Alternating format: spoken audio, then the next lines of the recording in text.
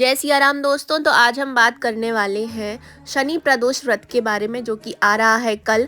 तो हम जानेंगे इसकी पूजा विधि क्या है, मुहूर्त क्या है, महत्व क्या है, और आज के दिन जो है आप शनि देव की साढ़े साती और ढैया से मुक्ति पाने के लिए क्या क्या उपाय कर सकते हैं। तो ज़्यादा देर नहीं करते हैं, टॉपिक को स्टार्ट कर लेते हैं।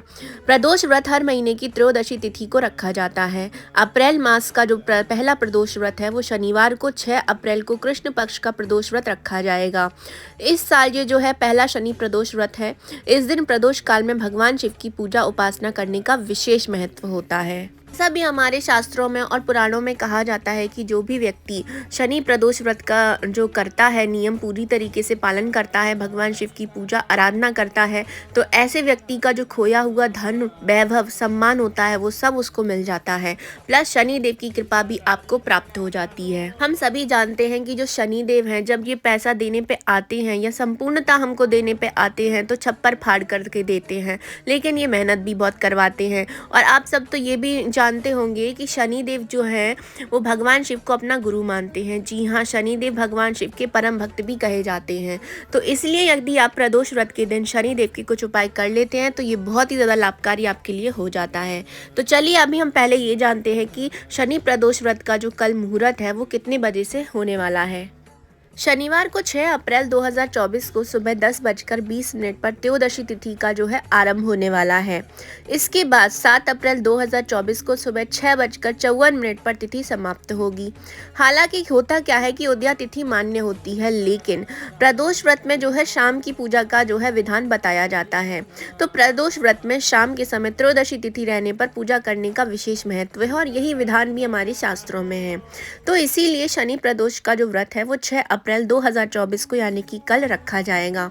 शनि प्रदोष व्रत 6 अप्रैल को पूजा के लिए शाम का जो समय रहने वाला है वो है आपका 6:41 से 7:04 तक का समय शुभ है, उत्तम है, और आप इसमें पूजा करके बहुत कुछ जो है भगवान शिव का आशीर्वाद प्राप्त कर सकते हो। वैसे तो क्या होता है कि हम लोग पूजा करते ही हैं, कोई भी व्रत आता है या शनि प्रदोष का ही व्रत मान लें, लेकिन अगर उस दिन पर जिस दिन आप व्रत कर रहे हो कोई शुभ योग का निर्माण हो रहा है तो आपको उन योगों में पूजा करने का जो है कई गुना ज़्यादा फल प्राप्त हो जाता है।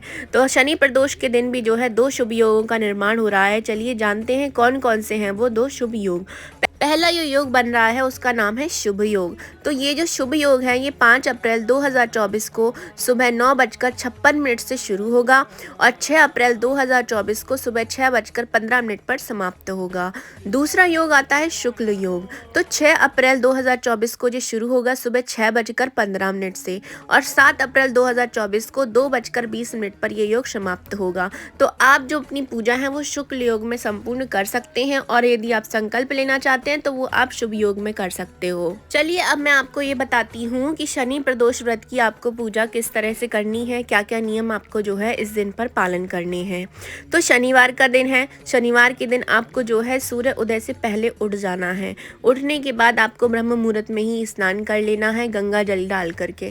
फिर आप अपने घर की साफ सफाई कर लीजिए या फिर आप अपने मंदिर की अच्छे से साफ सफाई कीजिए। फिर भगवान की जो आपके घर में भगवान रखे रहते हैं आप उनकी पूजा आराधना कीजिए।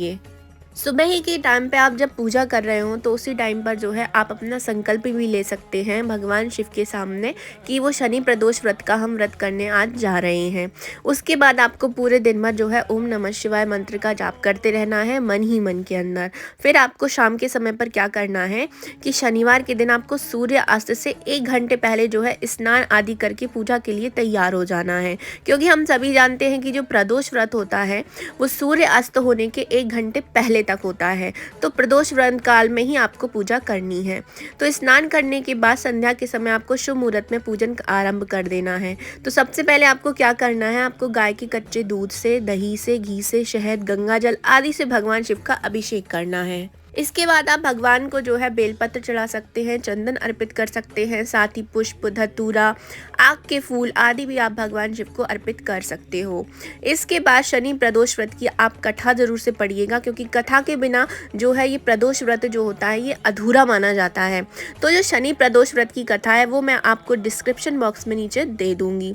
और अंत में आपको भगवान शिव की आरती करनी है। आप चाहें तो आप भगवान शिव को जो है सफ़ेद चीज़ों का जो है मिठाइयों का भोग भी लगा सकते सकते हैं। पूजा के दौरान यदि आप चाहें, क्योंकि शनिवार का दिन है, तो आप जो है भगवान शिव पर काले तिल भी चढ़ा सकते हैं। इससे भी कहते हैं कि जो शनिदेव का प्रभाव होता है, अगर खराब प्रभाव आ रहा होता है तो वो मतलब शांत हो जाता है। शनिवार के दिन प्रदोष व्रत होने से भगवान शिव के साथ साथ शनि महाराज भी प्रसन्न होते हैं। शनि प्रदोष व्रत करने से मनुष्य को सुख समृद्धि की प्राप्ति होती है। इस व्रत को करने से व्यक्ति के सभी कष्ट दूर हो जाते हैं, साथ ही व्यक्ति अंत में सुखों को भोग कर मोक्ष को प्राप्त कर लेता है। ऐसा भी कहा जाता है कि जो लोग संतानहीन होते हैं उनको विशेषकर शनि प्रदोष व्रत करना चाहिए। भगवान शिव की कृपा से व्यक्ति को पुत्र की प्राप्ति होती है। शनि प्रदोष व्रत करने से मनुष्य को लंबी आयु के साथ साथ सुख समृद्धि की प्राप्ति भी होती है। अंत में भक्त सभी संकटों से पार पाकर मोक्ष को प्राप्त कर लेता है। शनि प्रदोष व्रत के दिन सुबह पीपल पर जो है आपको वृक्ष पर जल जरूर से अर्पित करना चाहिए और 5 तरीके के मिष्ठान का भोग लगाना चाहिए। शाम को 5 तेल के दिए लगा लें और 7 बार पीपल की परिक्रमा करें। मान्यता है कि इससे शनि दोष के कारण नौकरी में आ रही जो बाधाएं होती हैं वो दूर हो जाती हैं। फिर आपको वैसे ही जो है शाम को शिवलिंग का अभिषेक करना है। 1.25 किलो काले चने जो है कुष्ठ रोगी में बांट देना है। ऐसा करना संभव यदि ना हो तो शनि मंदिर में आप काले चने दान कर सकते हो। ये हर पीड़ा से आपको मुक्ति भी दिला देता है। चलिए अब मैं आपको बताती हूँ कि शनिवार के दिन आपको शनि प्रदोष के दिन और भी क्या क्या आप उपाय कर सकते हो। अगर आप जीवन में लंबे समय से आर्थिक तंगी का सामना कर रहे हैं तो ऐसे में आपको प्रदोष व्रत के दिन जो है हनुमान जी की पूजा जरूर से भी करना चाहिए। मान्यता है कि ऐसा करने से भगवान शिव के साथ साथ भगवान हनुमान जी की भी कृपा आपको प्राप्त हो जाती है और आर्थिक तंगी से आपको मुक्ति भी मिलती है। प्रदोष व्रत के दिन सुबह मंदिर जाकर भगवान शिव की पूजा जरूर करें और शिवलिंग पर जल अर्पित करने के बाद इसमें से जो थोड़ा जल बच जाता है वो आप अपने घर पर ले आएं। जो आप शिवलिंग पर जल चढ़ाते हैं उसी में से जब शिवलिंग की धारा से जो जल गिरता है उसको आपको अपने लोटे में लेकर के अपने घर पर आ जाना है। घर पर आने के बाद आप उसको जो है मंदिर में संभाल करके रख दें। अपने प्रदोष व्रत का जब आप पारण करेंगे, यानी कि जब आप अपना व्रत तोड़ते हैं या जो भी फलाहार आप करते हो, सबसे पहले आपको इसी जल को जो है ग्रहण करना है। अगर आप अच्छा दाम्पत्य जीवन चाहते हैं तो प्रदोष व्रत के दिन पूजा के दौरान शिवलिंग पर भांग, मदार, बेलपत्र और पुष्प अर्पित करें।